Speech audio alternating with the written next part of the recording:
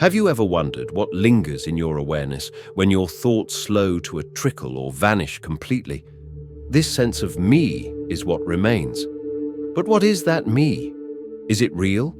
The mind, clever and limited as it is, tries to make sense of something infinite.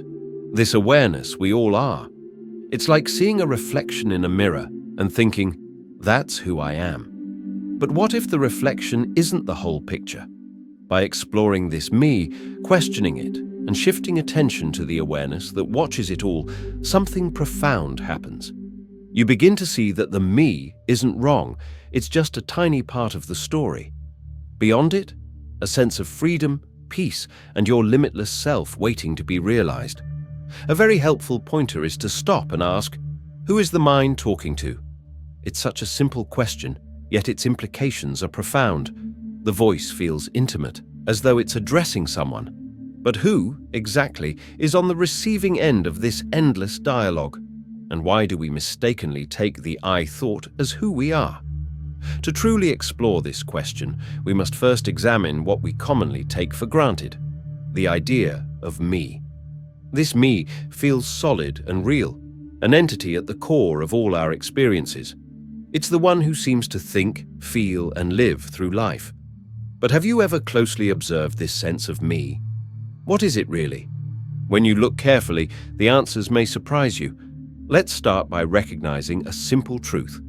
What we call life is a continuous flow of experiences. Sensations, thoughts, emotions, images, and perceptions. These rise and fall within awareness, like waves on an ocean. One moment, there's joy. The next, a pang of sadness. A memory of childhood surfaces, then a thought about dinner plans, then an itch on your arm. These are fleeting, ever-changing phenomena. Yet all of them are witnessed, known, and observed. If you pause and examine closely, you'll notice that you too are observing these waves of experiences. In fact, you are not the waves themselves. You are the one witnessing them.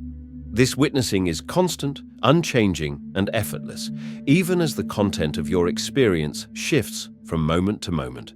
You are not the thoughts, not the feelings, not even the body. You are the awareness within which these occur. Now, here's where things get fascinating. Our minds are masterful storytellers. They create an ongoing narrative, weaving together thoughts, memories, and feelings to craft an identity, the me. This sense of self feels like a separate, solid entity. But when you closely investigate this me, it begins to dissolve under scrutiny. It turns out that what we call me is not a fixed, unchanging thing. It's simply another layer of thoughts and feelings arising within the field of awareness. So when the mind talks, it creates an illusion, the illusion that it is speaking to this separate me. Thoughts arise, and then other thoughts seem to respond. A voice inside comments, analyzes, and questions, creating the impression of an inner dialogue. But here's the truth. No entity is actually sitting behind the mind, listening and replying. It's as though the mind is talking to itself in circles, trying to sustain the illusion of a conversational partner. Beneath the layers of thought and emotion, what remains constant is the witnessing presence, the pure awareness in which all experiences appear and disappear. This witnessing is your true nature. It has no form, no shape, no desires, and no opinions. It is simply there, effortlessly knowing all that arises. But why does this erroneous identification happen in the first place, one might ask? We identify so strongly with the sense of I because it's deeply tied to something much more fundamental, the pure awareness of being, or the feeling of simply I am. This sense of beingness, the quiet recognition that you exist, comes before all thoughts, ideas, or identities. It's like the foundation on which everything else is built. But here's where things get complicated. The mind, with its habit of turning everything into concepts, grabs onto this pure awareness and creates a story around it. It forms a limited, separate sense of self, an I that feels tied to the body, the thoughts, the emotions, and the things we call ours. In doing this, the mind transforms something infinite and indescribable, this awareness, into something small and confined. This happens because the mind, by its very nature, can't truly understand what pure awareness is. Awareness isn't a concept, it's the very thing that allows concepts to exist in the first place.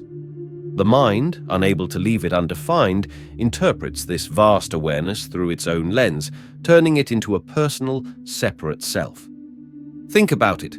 Before any thought or feeling arises, what is there? Just the simple knowing that you exist. This sense of I am comes first, untouched by labels or judgments. It's the essence of who you are, and everything else, your ideas, memories, possessions, gets added later, layered on top by the mind. When we start to question this process, we can shift our attention from the mind's story of I back to the pure awareness itself. Instead of identifying with the thoughts that say, I am this, or I feel that, we focus on the raw, simple knowing of being that's always there, even before any thought of I. In doing so, we begin to see the truth. The I that the mind creates is just an interpretation. The mind borrows the feeling of awareness, so of the limitless consciousness that underlies everything, and turns it into a concept of separateness. But this concept is not who you truly are.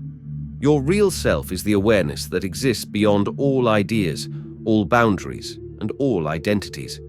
By observing this process and gently turning your attention to the awareness itself, you start to see through the illusion of a limited self. What remains is the pure, infinite presence of who you have always been. Let's test this idea. Right now, assume, I am not the thinker of my thoughts, I am the awareness of those thoughts. Notice how thoughts come and go. A memory pops up. Who sees it? A sensation arises. Who is aware of it?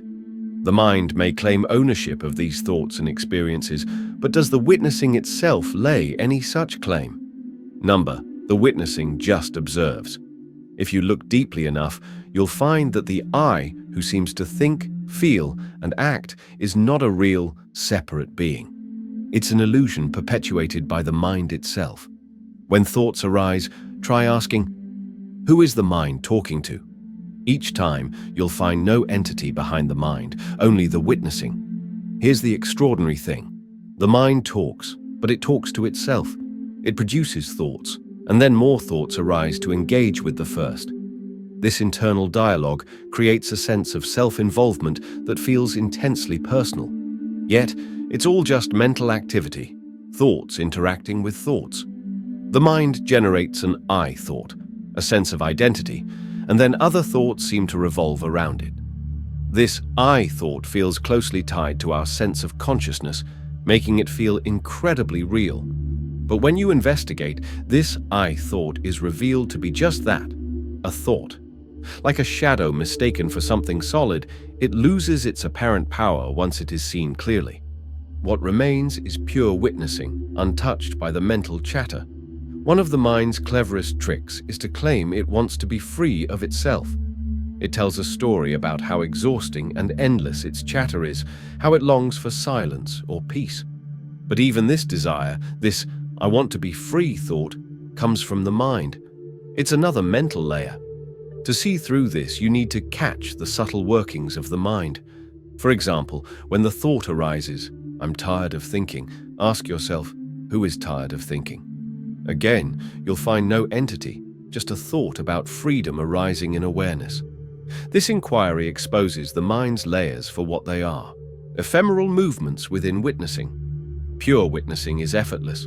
Thoughts, emotions, and perceptions come and go, and the witnessing remains untouched by them. It does not judge, react, or interfere. It simply observes. When you fully embody this witnessing, the identification with the mind begins to dissolve. You no longer see yourself as a thinker trapped in endless loops of dialogue. You recognize that all this mental activity arises and falls away on its own with no one behind it. With time, this recognition becomes natural. It isn't limited to moments of meditation or inquiry, it permeates everyday life. Whether washing dishes, stuck in traffic, or having a heartfelt conversation, you come to rest in the silent witnessing of what is. Life becomes less about control and more about flow, less about achieving and more about being. The ego, the I that the mind creates, turns out to be a master of disguise. One moment, it's a perfectionist demanding excellence. The next, it's a victim lamenting life's struggles. It changes masks constantly, depending on circumstances. But ask yourself, are you all these identities? Or are you the witnessing presence within which these roles come and go? In the light of inquiry, the ego's shifting forms are exposed, and what remains is the stable, unchanging awareness that you truly are. This awareness doesn't grasp at the roles or resist them, it simply observes them. When you truly see yourself as pure witnessing, something remarkable happens. The layers of false self, the ego's many masks, begin to fall away. What remains is your authentic nature, spacious, peaceful, and whole. This isn't a theoretical understanding, it's an experiential knowing that comes from direct observation. In this state, the mind's chatter loses its grip. It becomes background noise rather than a constant battle. You no longer seek to silence the mind forcefully because you see it for what it is, a collection of fleeting thoughts without a central thinker. Life becomes lighter. Freed from the illusion of a separate me, you move through the world with ease and clarity. The witnessing presence, which you always were, shines forth unobscured. This inquiry, who is the mind talking to, isn't something you do once and forget. It's a practice to be integrated into daily life. Again and again, bring your attention to witnessing. Let this recognition permeate your being. Over time, the lines between self and other blur, and you rest in the understanding that all of it arises in awareness. So who is the mind talking to? No one. It talks to itself. And you are the silent witness, beyond words and thoughts, eternal and free.